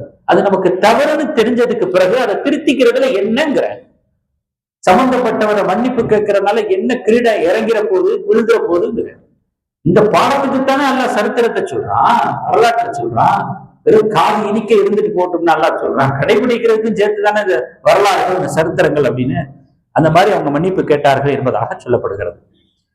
அடுத்து யாக்கூப் அலைஹிஸ்ஸலாம் அவர்களுடைய குடும்பம் அப்படின்னு எடுத்துக்கிட்டீங்கன்னா, மற்ற மனைவிமார்கள் மூலமாக அவர்களுக்கு பிறந்த குழந்தைகள் 10. ஒரே ஒரு மனைவி மூலமாக ராஹில் என்பதாக சொல்லப்படுகிறது, அவர்கள் மூலமாக பிறந்த குழந்தை மட்டும் 2. யாரது? யூசுப் அலைஹிஸ்ஸலாம். மாஷா அல்லாஹ், கேட்டதுக்கு பூரா கேட்கறதுக்கு முன்னாடி பதில் வந்துருது. ரொம்ப சந்தோஷமா இருக்குது. அந்த 2 பிள்ளைங்க யாக்கூப் அலைஹிஸ்ஸலாம் அவர்களுக்கு மற்ற பிள்ளைங்களை விட யூசுப் அலைஹிஸ்ஸலாம் மேல பிரியம் அதிகம். ஆனா அந்த யூசுப் அலைஹிஸ்ஸலாம் அவர்களை விட புன்யாமின் மேல ரொம்ப பிரியம் அதிகம். ஏன் தெரியுமா? ஓ, மற்ற பிள்ளைங்களை விட யூசுப் அலைஹிஸ்ஸலாம் மேல பிரியம் அதிகம்னா, யூசுப் அலைஹிஸ்ஸலாம் அழகா இருப்பாங்க, மற்ற பல காரணங்கள் இருக்கலாம். ஆனா யூசுப் அலைஹிஸ்ஸலாம் அவர்களை விடவும் கொஞ்சம் கூடுதலா புன்யாமின் மேல ஏன் பாசம் தெரியுமா? ஏன் தெரியுமா? பிரசவிக்கும் போதே தாயை இழந்தவர்கள் புன்யாமின். அந்த பிரசவத்தோடு அவங்களை பெற்றதோடு அவங்க தாயை இறந்து போயிட்டாங்க. பிறந்ததிலிருந்து தாய்ப்பாலை பார்க்காதவர் புன்யாமின், தாய் முகத்தை பார்க்காதவர் புன்யாமின், தாய் கொஞ்சுதலை அனுபவிக்காதவர் புன்யாமின், தாயினுடைய அரவணைப்பு என்றால் என்னவென்றே தெரியாமல் வளர்ந்தவர் வாழ்ந்தவர் புன்யாமின். அதனால யாக்கூப் அலைஹிஸ்ஸலாம் அவர்களுக்கு அவரையும் மீறிய, தன்னையும் மீறிய இயல்போடு சம்பந்தப்பட்டது ஒரு பாசம் அதிகமா இருக்கும். அதாவது பிள்ளைங்களுக்கு மத்தியில பாகுபாடு பார்க்கக்கூடாது, பார்ஷியாலிட்டி பார்க்கக்கூடாது, பாராபட்சம் பார்க்கக்கூடாது. அதன் மூலமாக எந்த வகையில் நம்ம அநீதி இழைக்கப்பட்ட ஒரு தந்தையாக ஆகிவிடக்கூடாது. அது ரூல், சட்டம். ஆனா அதையும் தாண்டி இயல்புல வரும் சில விஷயங்கள். பெருமானார் ஸல்லல்லாஹு அலைஹி வஸல்லம் சொல்றாங்க, ஆயிஷா ரலியல்லாஹு அன்ஹா மேல எனக்கு அதிகமான பாசம், ஒரு ரிஸ்க் மாதிரி நான் கொடுக்கப்பட்டிருக்கிறேன். உங்களே சொல்லுவாங்க, யா அல்லாஹ், என்னை மீறி ஆயிஷாவின் மீது இஷ்கு ஆயிஷா, ஆயிஷாவின் மீது அளவு கிடந்த என்னை மீறி வரக்கூடியதுக்கு என்னை நீ மன்னிச்சிரு அப்படின்னே சொல்லியிருக்கிறாங்க. பெருமானார் ஸல்லல்லாஹு அலைஹி வஸல்லம் சொல்லியிருக்கிறாங்க. அதே போல ஹதீஜா அம்மையார் மேலே ரொம்ப பிரியமா இருப்பாங்க. எப்ப பார்த்தாலே ஹதீஜா பத்தியே பேசிக்கிட்டு இருக்கிற அப்படிம்பாங்க. மற்ற முறையும் பாருங்க, எல்லாம் சொல்லாதீங்க, ஹதீஜா அம்மையார் மாதிரி வருமா அப்படிமா. இதெல்லாம் நம்முடைய இயல்பையும் மீறி நமக்கு பிடித்தமான சில பேர்கள் மேல முகப்பத்து வர மாதிரி புன்யாமினுக்கு ஏன் வந்துச்சு அப்படின்னு சொன்னா, அவங்க பிறக்கும் போதே தாயை இழந்தவர். இந்த இடத்துல இன்னொரு செய்தியை நான் பதிவு செய்யறேன். என்ன தெரியுமா? ஈடு செய்ய முடியாத இழப்பு ஒரு மனிதனுக்கு இருக்கிறது. ஈடு செய்ய முடியாத இழப்பு என்ன தெரியுமா? குழந்தையா இருக்கும்போது பெத்தவங்களை இழந்துருது, வாலிபத்துல மனைவியை இழந்துருது, வயோதிகத்துல தன் பிள்ளைகளை இழந்துருவது. இது ஒரு மனிதனுக்கு ஈடு செய்ய முடியாத இழப்பு. இந்த சோகத்தை, இந்த அழுகைய, இந்த துக்கத்தை யாரிடத்துல சொல்லி நாம் ஆற்றிக்கொள்ள முடியும்? யாரிடத்துல சொல்லி ஆற்ற முடியும்? இதுவே பயங்கரமா இருக்கு நமக்கு. பெருமானார் ஸல்லல்லாஹு அலைஹி வஸல்லம் அவர்களுக்கு இந்த 3 விஷயமே இருந்துச்சு. ஈடு செய்ய முடியாத இழப்புன்னு சொன்னனே, இந்த 3 இழப்பு, ஒரு இழப்பை நம்மளால தாங்க முடியுமான்னு தெரியல. பெத்தவங்களை இழந்து எத்தியமா இருக்கிறது, வாழ வேண்டிய வயசுல மனைவி இருந்த சம்சாரம் போனா சொல்லுவாங்களே தமிழ்ல, சம்சாரம் போனா யாருங்க சொல்றது? குரல் மட்டும் வருது. யாரு பையா? கரெக்டா சொன்னாங்க. சம்சாரம் போனா சகலமும் போச்சுன்னு பாருங்க, வார்த்தையே சொல்லி வச்சிருக்காங்க. வாழ்ந்தவன மனைவி இழக்கிறது. அதே போல தாம் இருக்கும்போது தன் கண் பார்க்க பிள்ளைகளை வரிசையா இறந்துகிட்டே போறாங்க. இது எவ்வளவு தாங்கிறதுக்கு தனி இதயம். பாத்திமா ரலியல்லாஹு தஆலா அன்ஹா அவர்களை தவிர மற்ற எல்லா பிள்ளைகளையும் நபி ஸல்லல்லாஹு அலைஹி வஸல்லம் ஹயாத்திலேயே இழந்துட்டாங்க. வாழ்ற காலத்துல ஹதிஜாமையார் இழந்துட்டாங்க. பிறக்கும் போது பெற்றவங்களை இழந்துட்டாங்க. இது எல்லாத்தையும் இவ்வளவு இழப்பையும் தாங்கிக்கிட்டு பெருமானார் ஸல்லல்லாஹு அலைஹி வஸல்லம் எப்படி இருந்திருக்கிறாங்க.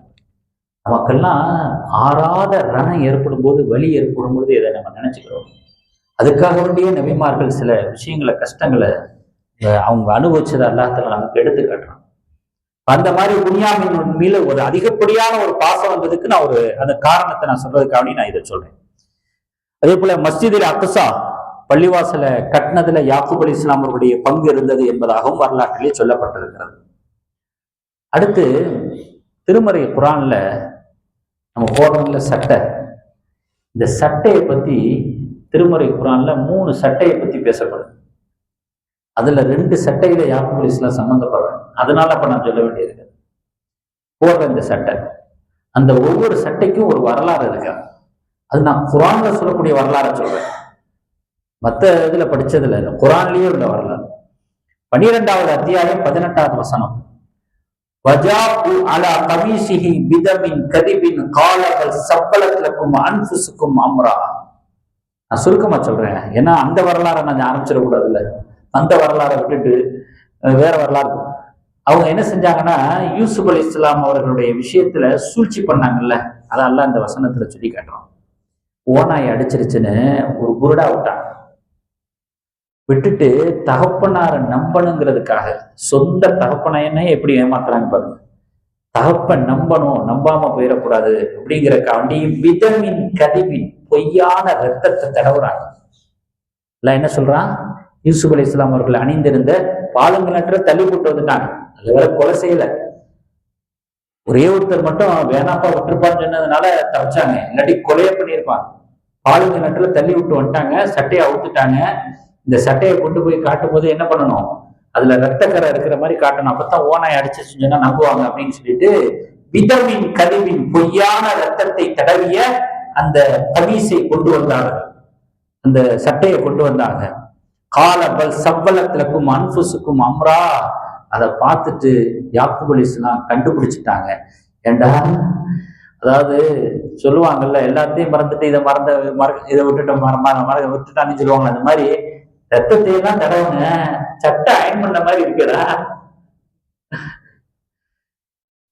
ஓனாய் என்ன சட்டையை ஒண்ணு கொதறாதா, கிழிக்காதா, சுருங்கல் கூட இல்லாம அப்படியே கொண்டு வர்ற ரத்தத்தை தடவிட்டு சொல்றாங்க. அதை பார்த்துட்டு கண்டுபிடிச்சிட்டாங்க. சவ்வலத்திலக்கும் அன்புசுக்கும் அம்ரா. ஒரு தீய காரியத்தை ஒரு அழகான காரியமாக உங்களுக்கு வர்ணித்து காட்டப்பட்டிருக்கிறது. உங்களுடைய நப்சு உங்களை ஏமாத்திருச்சு. ஜமீல், தாங்க முடியாத துயரம்தான், இருந்தாலும் அழகான பொறுமையாக நான் பொறுமை கொள்கிறேன், அழகான பொறுமையாக பொறுமையோடு இருக்கிறேன். வல்லாஹு முஸ்தஆனு அலா மா தசிஃபூன். நீங்கள் வர்ணிக்கக்கூடிய இந்த நாடக நடிப்பு இவைகளுடைய விஷயத்திலே அல்லாஹ் உதவி தேடப்படக்கூடியவனாக இருக்கிறான். நான் அவனிடத்துல உதவி தர்றேன். என்ன செய்யறது? பெத்துட்டோமே, இந்த பிள்ளைகளை பத்தி போட்டு நான் யார்கிட்ட போய் குறை சொல்ல முடியும்? சில பேர் நம்ம குழம்புவோம் பாத்தீங்களா, பெத்த பிள்ளை, நம்ம பெத்த பிள்ளைங்க தப்பு பண்ணிடுச்சுன்னா ஊருக்குள்ள சொல்லிக்கிட்டு இருக்க முடியுமா என்ன? தான் பெத்த பிள்ளைகளை பத்தி தானே சொன்னா அது மல்லாக்கப்படுத்திக்கிட்டு எச்சிட்டு போற மாதிரி, வேற வழி இல்லாம சகிச்சுக்கிறோம்ல, அந்த மாதிரி சகிச்சுக்கிட்டு சொல்றாங்க, இப்படி பண்ணி முடியலப்பா என் பிள்ளைய, நான் பிரியமா பாசமா இருந்த பிள்ளைய இப்படி பண்ணிட்டு இப்படி நாடகம் ஆடுறீங்களே, கபட நாடகம் ஆடுறீங்களே அப்படின்னு அந்த துக்க தொண்டை அடைக்கிற ரீதியில அவங்க சொல்லக்கூடிய வார்த்தைகள் எல்லாம் இங்க வர்ணிக்கிறான், சொல்லி காட்டுகிறான். 12வது அத்தியாயம் 18வது வசனத்துல அங்க ஒரு சட்டை சம்பந்தப்படுது, யூசுப் அலைஹிஸ்ஸலாமுடைய சட்டை. இன்னொரு சட்டை என்ன சொன்ன தெரியுங்களா? பலம்மா ரஆ கமீஸஹு குத்த மின் துபரின் கால இன்னஹு மின் கைதிக்குன் இன்ன கைதக்குன் அதீம். 12வது அத்தியாயம் 25வது வசனம். இது ஒரு தனி வரலாறு, இது ஒரு தனி வரலாறு. அங்கேயும் சட்டை தான் வருது. என்ன அப்படின்னு கேட்டா, யூசுப் அலைஹிஸ்ஸலாமுடைய வரலாறு பெரிய நெடிய வரலாறு. நான் சம்பந்தப்பட்டதை மட்டும், சம்பவத்தை மட்டும் நான் சொல்றேன். அவங்கள ஒரு அரண்மனை அரசி தவறான புணர்வுக்கு அழைச்சாங்க. அதுக்கு அவங்க இணங்க மறுத்துட்டாங்க யூசுப் அலைஹிஸ்ஸலாம். இப்போ அவங்க அந்த வாசப்படி வரைக்கும் விரட்டிக்கிட்டு போகும்போது கணவர் திறக்கிறார். உடனே டைலாக்க திருப்பிட்டாங்க. பாருங்க, விசுவாசமா இருக்க வேண்டிய இவரு என்ன மாதிரியே என்கிட்ட நடந்துகிட்டாருன்னு பாருங்க. இவளை சிறை வைக்க போறீங்களா இல்ல தன்னை கொடுக்க போறீங்களா? நல்லா குரான் சொல்றான். ரொம்ப விளாவரியா சொல்லல, சமன்புர என்ன செய்ய போறீங்க அப்படிங்கிறான். இப்போ அவர் என்ன இப்படி நடந்துருச்சேன்னு யோசிச்சுக்கிட்டு இருக்கும்போது அங்க இருக்கக்கூடிய அந்த அரண்மனையிலேயே இருக்கக்கூடிய ஒருத்தர் சொல்றாரு, விவரமா பேசுறாரு. அப்பா, சொல்லுவாங்கல்ல தமிழ்ல, கண்ணால் பார்ப்பதும் போய் காதால் கேட்பதும் போய் தீர விசாரிப்பதே மெய்ங்கிற மாதிரி அவசரப்படாம கொஞ்சம் யோசனை பண்ணுங்க. சட்டை முன்னால கிழிஞ்சிருக்குதா பின்னால கிழிஞ்சிருக்கான்னு பாருங்க. யாரு பின்னால விரட்டிட்டு போனது, யாரு முன்னால போனதுன்னு தெரிஞ்சு போயிடும். விரட்டிட்டு வந்திருக்கிறாங்க. இப்ப சட்டை பின்னால கிழிஞ்சிருந்தா மனைவி தப்பு பண்ணான்னு, முன்னால கிழிஞ்சிருந்தா அவர் தப்பு பண்ணான்னு அப்படின்னு சொல்லும் பொழுது அல்லாஹ் சொல்லி காட்டுறான். ஃபலம்மா ரஆ கமீஸஹு குத்த மின் துபுரின் கால இன்னஹு மின் கதைப். அப்ப பார்க்கும்போது பார்த்தா பின்னால கிழிஞ்சிருக்கு சட்டை. யூசுப் அலைஹிஸ்ஸலாமுடைய சட்டை பின்னால கிழிஞ்சிருக்கு. அப்போ மனைவியை பார்த்து சொல்றாங்க, இது உன்னுடைய சூழ்ச்சி தான். இது இன்ன கைத குன்ன அலீம், பெண்களுடைய சூழ்ச்சி மகத்தானது, வசமானது. அல்லாஹ் தஆலா இந்த வசனத்துல சொல்லி காட்டுறான். இது ஒரு மூணாவது சட்டம். என்னன்னா, யூசுப் அலைஹிஸ்ஸலாம் அவர்கள் ஒரு காலத்துல பாலங்களாற்றுல தள்ளப்பட்டாங்க, சந்தையில விற்கப்பட்டாங்க, அரண்மனையில வேலை செஞ்சாங்க, அதுக்கு பிறகு சிறைக்கு போனாங்க. சிறைக்கு போயிட்டு கடைசியில அமைச்சராகவே ஆயிட்டாங்க. இங்க அமைச்சரா இருக்கிறவங்க சிறைக்கு போவாங்க, சிறைக்கு போடுவோம் அமைச்சராக அமைச்சராகவே ஆயிட்டாங்க, நிதி அமைச்சராகவே ஆயிட்டாங்க. அந்த சமயத்துல இந்த சகோதரர்கள் கொலை முயற்சி செஞ்சாங்கல்ல சிறுபிராயத்துல, அவர்கள் எல்லாம் சந்திக்க போறாங்க. விதி எப்படி விளையாடுது பாருங்க, காலம் எப்படி தலைகீழா மாறுது பாருங்க. உதவி கேட்டு போறாங்க. உதவி கேட்டு போகும் பொழுது இவங்க தெரிஞ்சுக்கிட்டாங்க, இவங்க நம்முடைய சகோதரர்கள் அப்படின்னு தெரிஞ்சுக்கிட்டாங்க. ஆனா அந்த சகோதரருக்கு தெரியல, இது சிறுவராயத்துல நம்ம இருந்த யூசுப் தெரியல. அப்ப தகப்பனாரை பற்றிய விவரங்களை தெரிய வரும் பொழுது அவருக்கு பார்வை இல்லை அப்படின்னு சொல்றாங்க. எங்க தகப்பனாருக்கு பார்வை இல்லாம போயிடுச்சு, பார்க்க மாட்டாங்க அப்படின்னு சொன்னாங்க. இதுஹபு பி கமீசி ஹாதா ஃபஅல்குஹு அலா வஜ்ஹி அபி யஅதி பஸீரா. யூசுப் அலைஹிஸ்ஸலாம் சொல்றாங்க, என்னுடைய இந்த சட்டையை எடுத்து அவருடைய முகத்துல போடுங்க, பார்வை வந்துடும் அப்படிங்கிறாங்க. பார்வை வந்துடும். வஅத்தூனி யஹலிக்கும் அஜ்மஈன், அடுத்த தடவை நீங்க வரும்போது குடும்பத்தோட வாங்க அப்படிங்கிறதாக அவங்க சொல்றாங்க. இப்போ இதுல இருந்து நமக்கு என்ன தெரிய வருதுன்னா, சில விஷயங்கள் பாடங்கள் நமக்கு தெரிய வருது. இந்த சட்டையை பத்தியே அல்லாஹ் தஆலா திருமறையில 3 இடத்துல சொல்றான். 3 இடத்துலயும் ஒரு தனித்தனி வரலாறாக இருக்கும்போது, பெருமானார் ஸல்லல்லாஹு அலைஹி வஸல்லம் அவர்களுடைய ஒரு ஹதீஸ் என்னன்னா, பதவிக்கு சட்டையை உதாரணமாக்கி சொல்லியிருக்கிறான். இன்னும் பல விளக்கங்கள்லாம் இதுல சொல்றாங்க. கனவுல சட்டையை கண்டா நல்லது, கனவுல சட்டையை கண்டா நல்லது. திருமணம் ஆகாதவர் சட்டையை கனவுல கண்டா அவருக்கு திருமணம் ஆகும். திருமணமானவர் சட்டைய கனவுல கண்டார்னா அது அவருக்கு மார்க்கப்பட்டுள்ளவராக ஆகுவார் அப்படிங்கிறதுக்கான ஒரு அறிகுறி, அடையாளம். அப்படிலாம் அது சம்பந்தமான விஷயங்களை எழுதுறாங்க. அதே போல சட்டையை ஒருத்தர் நமக்கு கனவுல கொடுக்கிற மாதிரி கண்டா, கொடுக்கிறவர் யாருங்கிறத கவனிச்சு அந்த கனவுக்கு விளக்கம் சொல்லப்படும். ஒரு கண்ணியமானவர் அந்த சட்டையை நமக்கு கொடுக்கிறார்னா நாம் கண்ணியம் அளிக்கப்படுவோம். அதே மாதிரி ஒரு பதவியில் இருக்கக்கூடியவர் நமக்கு சட்டையை கொடுக்கிற மாதிரி கனவு கண்டால் நமக்கு வெகு சீக்கிரத்துல ஒரு பதவி கிடைக்க போகிறது. இப்படியாக நிறைய விளக்கங்கள் இந்த ஆயத்துக்களை வச்சு தப்சீர்கள்ல விளக்கங்கள்ல நிறைய சொல்றாங்க. ஆனா பெருமானார் ஸல்லல்லாஹு அலைஹி வஸல்லம் அவர்கள் சொன்ன அந்த ஹதீஸும் இதுக்கு ஒத்து போகும். சட்டைக்கு பதவிக்கு சட்டைங்கிற அந்த வார்த்தையை பயன்படுத்துறது. யா உஸ்மான், நபி ஸல்லல்லாஹு அலைஹி வஸல்லம் சொல்றாங்க, உஸ்மானே, இன்னல்லாஹ அஸா அன் யுல்பிஸக கமீஸன், அல்லாஹ் தஆலா வெகு சீக்கிரத்துல உனக்கு சட்டையை அணிவிப்பான். அல்லாஹ் வெகு சீக்கிரத்துல சட்டையை அணிவிப்பான். ஃபைன் அராதக முனாஃபிகூன அலா அலா ஹல்கிஹி, அந்த சட்டையை அவுக்கிறதுக்கு, உன்னிடத்திலிருந்து அவுக்கிறதுக்கு முனாஃபிகீன்கள் முயற்சி பண்ணுவாங்க, கலட்டுறதுக்கு முயற்சி பண்ணுவாங்க. ஃபலா தஹ்லஹு, ஒரு காலம் அதை நீ கலட்டி விடாதே. உஸ்மான் ரலியல்லாஹு அழைச்சு பெருமானார் ஸல்லல்லாஹு அலைஹி வஸல்லம் சொல்றாங்க. அவங்க சொன்ன அந்த சட்டைங்கிறதுக்கான அர்த்தம் பதவி, பொறுப்பு என்பதாக அந்த ஹதீஸுக்கு விளக்கம் சொல்லப்படுகிறது. அடுத்து நம்ம யாக்கூப் அலைஹிஸ்ஸலாமுடைய வரலாறை படிச்சுட்டு வரோம் பார்த்தீங்களா. இன்னைக்கு நமக்கும் யூதர்களுக்கும் ஆகாது தானே, ஆரம்பத்துல இருந்து இப்ப வரைக்கும் ஆகாது. இதெல்லாம் அவங்களுடைய வரலாறு, பரம்பரையிலிருந்து வந்தவங்க.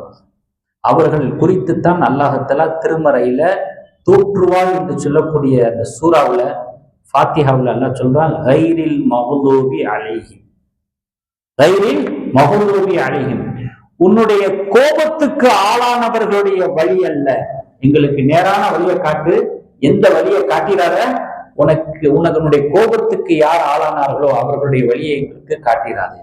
அந்த கைரில் மக்லூபி அலைஹிம்ங்கிறது யாருன்னு கேட்டா யூதர்கள். அந்த வசனத்துக்கு அவர்கள் தான் விளக்கம் தரப்பட்டிருக்கிறார்கள். இதுல இருந்து நமக்கு நிறைய விஷயங்கள் கிடைக்குது. என்னன்னா, முதலாவது விஷயம், அல்லாஹ் விரும்பாத ஒன்றை விட்டும் நாம் பாதுகாப்பு தேட வேண்டும். அல்லாஹ் அவர்களை விரும்பல, அவர்கள் சென்ற பாதையை விரும்பல, அவர்களுடைய கொள்கையை விரும்பல, ஏன் அவர்களையே விரும்பல. இப்படிப்பட்டவர்களிடமிருந்து எங்களை பாதுகாப்பாயாக. அப்படிப்பட்ட ஒரு இனம், அப்படிப்பட்ட ஒரு சமூகம், அப்படிப்பட்ட ஒரு கூட்டம் அது.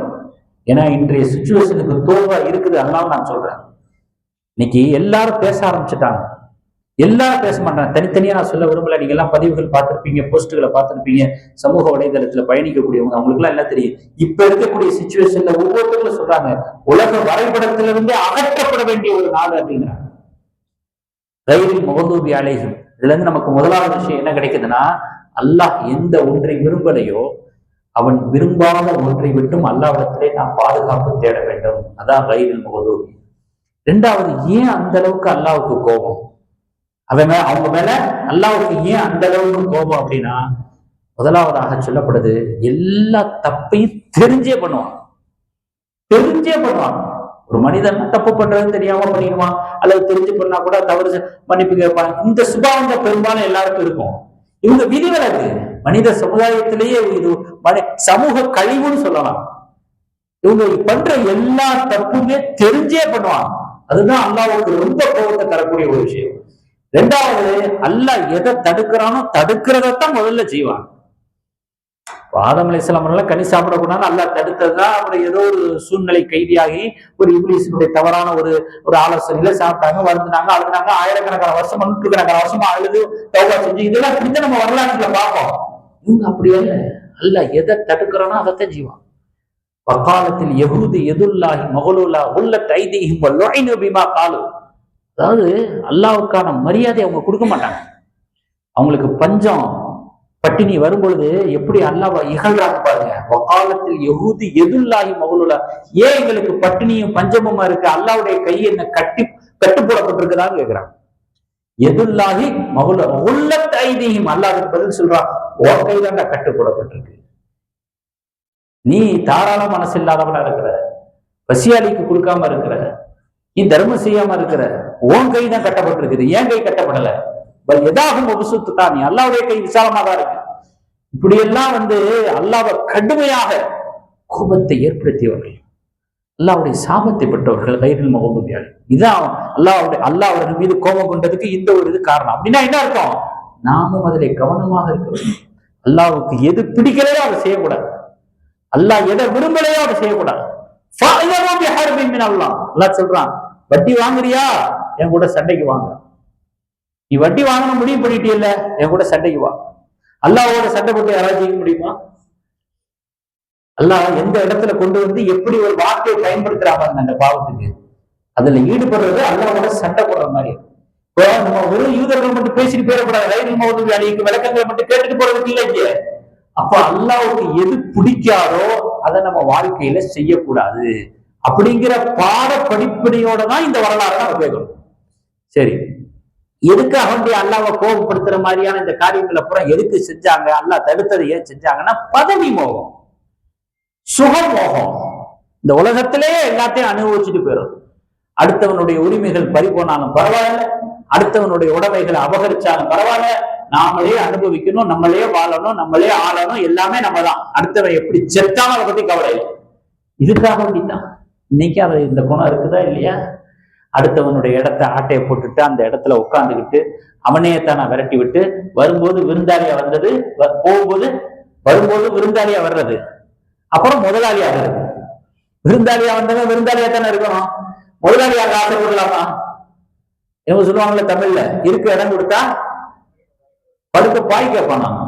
போனா போயிட்டு போது ஊர்வல உலகத்துல உள்ள அத்தனை பேரும் விரட்டி அடிக்கிறாங்களே, நாடோடியா திரியிறாங்களே, பரதேசிகளா திரியிறாங்களே, ஏதோ இடம் அளிப்போம், இருக்க இடம் கொடுப்போம் அப்படின்னு சொன்ன தீவினைக்கு அவங்களைத்தான விரட்டுறதுக்காக முயற்சி பண்ற. அந்த குணம் இன்னும் மாறலையே, அந்த குணம் இன்னும் மாறலையே. நம்ம நபிமார்களுடைய வரலாறை பத்தி பேசுறோம். அந்த வரலாற்றுகள்ல என்ன குணம் இருந்துச்சோ அந்த குணம் தானே இப்ப கரண்டுகளோட இருக்கிறது. ஜபல் கருத்தது ஜிபில்ல பின்ன கருத்ததுன்னு பாரசில சொல்லுவாங்களே, மழை நகர்ந்துச்சுன்னா நம்பு, ஒருத்தனுடைய குணம் மாறிடுச்சுன்னா நம்பாத அப்படின்னா. அந்த குணம் அவங்களுக்கு அப்படியே இருக்குது. அதனால இது சொல்லப்படுது. அடுத்து இஸ்மாயில் சமூகத்துக்கும் அலைஹிஸ்ஸலாம், இஸ்ஹாக் அலைஹிஸ்ஸலாம் அவர்களுடைய சமூகத்துக்கும் இன்ன வரைக்கும் ஆகாது. அந்த காலத்தில் உள்ளதை சொல்லல, இப்ப உள்ள சூழ்நிலையை சொல்றேன். ஏன்னா அவர்களுடைய பரம்பரை இஸ்ஹாக் அலைஹிஸ்ஸலாமுடைய பரம்பரை, யூதர்கள். இங்க இஸ்மாயில் அலைஹிஸ்ஸலாமுடைய பரம்பரையில வந்தவங்க தான் பெருமானார் ஸல்லல்லாஹு அலைஹி வஸல்லம் அவர்கள். அரபு நாடுகள், அரபிகள் அப்படியே அவங்களோட இந்த வாசனையில வந்ததுதான் நம்ம இஸ்லாத்தை தழுவுனது எல்லாமே. அப்படின்னு நமக்கு ஒரு கேள்வி வரும், கிட்டத்தட்ட ஒரு சொந்த இரத்த உறவாச்சேங்க, ஏன் இந்த கொலவெறித்தனம், ஏன் இந்த கொடூரமான குணம்? அப்படி இப்படின்னு பார்த்தா எல்லாருக்கும் ஒரே தந்தை இப்ராஹிம், மாற்றாந்தாய் பிள்ளை அவர் தான் இஸ்மாயில் அலைஹிஸ்ஸலாம். மாற்றாந்தாய் பிள்ளை இஸ்மாயில் அலைஹிஸ்ஸலாம், ஒரே தந்தை ரெண்டு தாய். எவ்வளவு நெருக்கமான ஒரு, எவ்வளவு பெரிய ரத்த உறவு.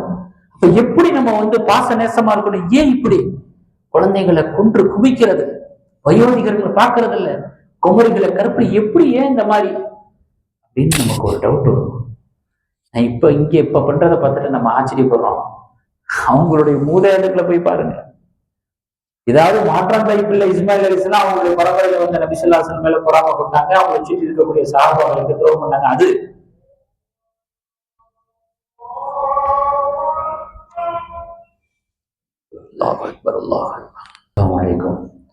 நேரத்தினுடைய அருமையை கருதி நான் நிறைவு செய்கின்றேன். சொல்லப்பட்ட இந்த நபிமார்களுடைய வரலாற்றுல, குறிப்பாக இஸ்ஹாக் அலைஹிஸ்ஸலாம், யாக்கூப் அலைஹிஸ்ஸலாமுடைய இந்த வரலாற்று தொடரில் நாம் இப்பொழுது தெரிந்தவரை, அறிந்தவரை, கேட்டவரை நாம் கடைபிடிக்க வேண்டிய முக்கியமான சில பண்புகள், விஷயங்கள் என்ன அப்படின்னா, விருந்தோம்பல். அதுல ஒரு காலம் நம்ம என்ன செய்யக்கூடாது, முகம் சுழிச்சிடக்கூடாது. ஒரு உருதுல ஒரு கவிதை சொல்லுவாங்க, शुक्र